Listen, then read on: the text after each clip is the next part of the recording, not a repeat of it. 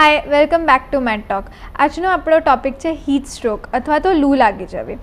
અત્યારે બહારનું તાપમાન ખૂબ વધી રહ્યું છે, 50 ડિગ્રી સેલ્સિયસ પહોંચી ગયું છે।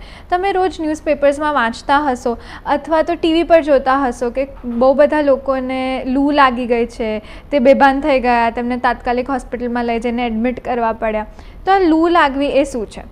આજના વિડીયોમાં તમને જાણવા મળશે કે હીટ સ્ટ્રોક અથવા તો લૂ લાગવી એ શું છે, તેના કારણો શું છે, એના રિસ્ક ફેક્ટર શું છે, એ થાય તો એના સિમ્ટમ્સ શું છે, એ થઈ જાય તો શું કરવું જોઈએ અને ના થાય એના માટે શું કરવું જોઈએ। સૌથી પહેલાં તો હીટ સ્ટ્રોક એ શું છે? તો જ્યારે બહારનું તાપમાન ખૂબ વધી જતું હોય છે ત્યારે આપણા શરીરનું તાપમાન પણ એની સાથે વધતું હોય છે। હવે આપણા શરીરમાં એક મિકેનિઝમ છે, સિસ્ટમ છે, જે આપણા શરીરના તાપમાનને એક લિમિટથી વધારે વધવા નથી દેતું અને એને ઠંડુ પાડી દે છે। પણ ઘણીવાર જ્યારે બહારનું તાપમાન ખૂબ વધતું હોય છે ત્યારે અમુક કારણોસર આ સિસ્ટમ ફેલ થઈ જાય છે અને 10થી 15 મિનિટની અંદર જ આપણા શરીરનું તાપમાન 106 ડિગ્રી કે એનાથી પણ વધારે વધી જતું હોય છે। આ વસ્તુને હીટ સ્ટ્રોક કહેવાય છે।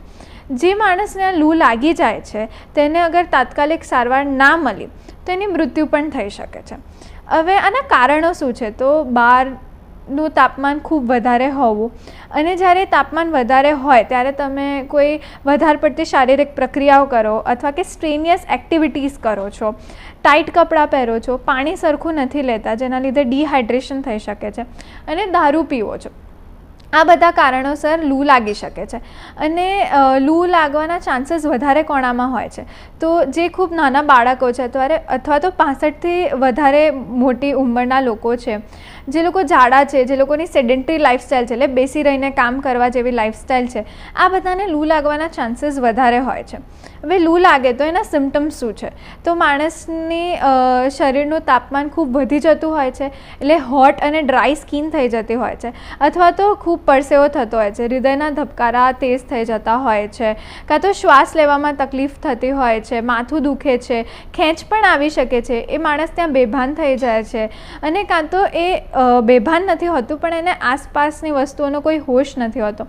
જો આ બધા સિમ્ટમ્સ આવે તો એને હીટ સ્ટ્રોક કહેવામાં આવે છે।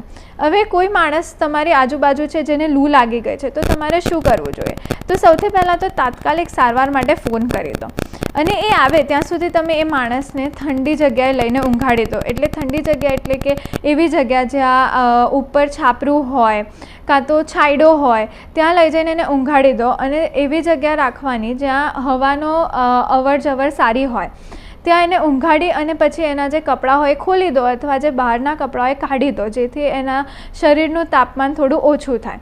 હવે શરીરનું તાપમાન વધારે ઓછું કરવા માટે તમારે શું કરવું જોઈએ? તો તમે ક્યારેક સાંભળ્યું હશે કે જોયું હશે કે જ્યારે કોઈને તાવ આવે તો એને ઠંડા પાણીના પોતા મૂકવામાં આવે છે। તો એ જ રીતે તમારે તમારું રૂમાલ કે એવું કંઈ ઠંડા પાણીમાં ડૂબોડી અને માણસના માથા પર, ગળા પર, બગલમાં કાં તો પેટ પર મૂકવું જોઈએ, જેનાથી એનું શરીરનું તાપમાન ઓછું આવે। અને જો પોસિબલ હોય ત્યાં અગર અવેલેબિલિટી હોય તો તમારે એને બરફના પાણીના કે ઠંડા પાણીથી નવડાવવું જોઈએ કાં તો એમાં એને બેસાડી દેવું જોઈએ, જેથી એના શરીરનું તાપમાન ઓછું થઈ જાય। હવે આ હીટ સ્ટ્રોક ના લાગે એના માટે તમારે શું કરવું જોઈએ? શું પ્રિકોશન્સ લેવા જોઈએ જેનાથી તમને હીટ સ્ટ્રોક ના લાગે? તો સૌથી પહેલાં તો જ્યારે બહારનું તાપમાન ખૂબ જ વધારે હોય ત્યારે લૂઝ કપડાં, ઢીલા કપડાં પહેરવા જોઈએ, ટાઈટ ફિટ કપડાં નહીં પહેરવાના। પછી સૂરજ તમારા સ્કિનને સીધું ના અડે એના માટે સનસ્ક્રીન લગાવવું જોઈએ, જે દર 2 કલાકે લગાવો તો સારું છે। પછી પાણી વધારે પીતા રહેવું જોઈએ, ખૂબ જ લિક્વિડ લેવું જોઈએ, જેમ કે ગ્લુકોઝનું પાણી છે, શેરડીનો રસ છે, છાશ છે, આ બધું પીવાથી તમારા શરીરમાં શક્તિ રહે છે અને તમને ડિહાઇડ્રેશન નથી થતું, જેથી તમે હીટ સ્ટ્રોકથી બચી શકો છો। અને કારણ વગર ગરમી હોય ત્યારે બહાર નહીં નીકળવું। અગર તમારે કોઈ એક્સરસાઇઝ કરવી છે તો સવારે વહેલા કાં તો સાંજે કરો, ગરમી હોય એવા ટાઈમે કરવાનું અવોઇડ કરો। બસ આજના વિડીયો માટે આટલું જ છે।